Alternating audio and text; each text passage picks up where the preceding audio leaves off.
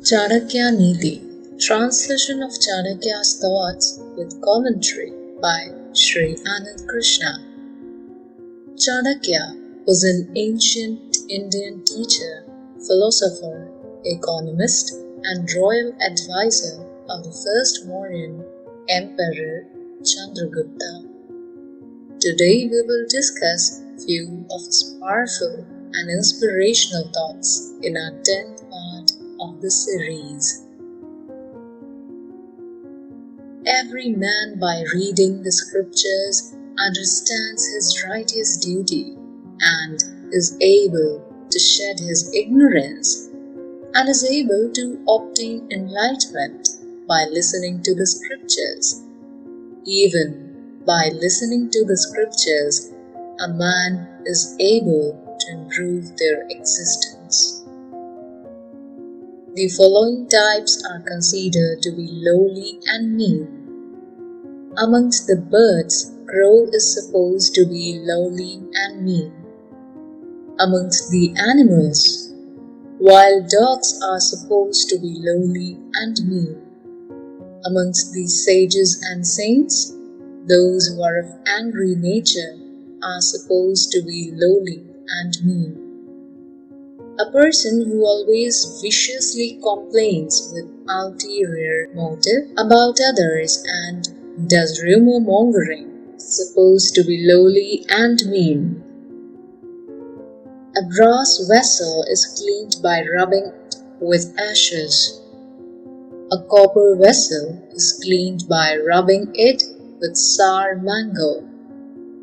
A river remains pure when there is current maintained in the river. Everything possesses its own characteristics and nature. A river does not remain pure if its flow stops, as it will get dirty if it becomes still. Therefore, to improve the bad habits of an individual, one has to apply all methods such as pressure, punishment, allurement, affection, etc.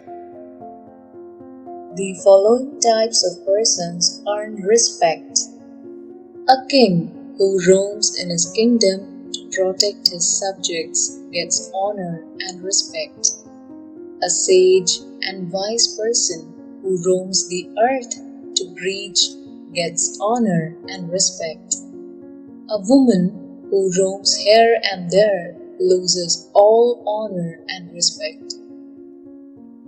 A person who is rich and wealthy alone has many friends and relatives and is called a great person and is also considered wise and talented. Everyone tries to befriend a wealthy and rich person, and everyone wants to maintain good relation with a wealthy person. All the bad qualities of a wealthy person gets ignored and hidden due to his wealth, which blinds others. Whatever is written in the fate of a man gets materialized, and everything else, such as his knowledge and wisdom, trade and business, and helpers and servants, automatically come to him in order to make him achieve his destined fate. Fate is the most important and powerful thing in a man's life that determines the outcome of his success or failure, and he will automatically do and get as per his destined fate. Time and death destroys and creates earth, water, wind, fire, and sky, and destroys every living being. Nothing can stop the march of time and stop its flow. Everything that comes in the wheel of time gets one day destroyed. Flow of time is a reality from the time a person is born till he dies, and is the everlasting truth. It is impossible to escape the clutches of time, as it spares no one. A person who is blind from birth cannot see anything.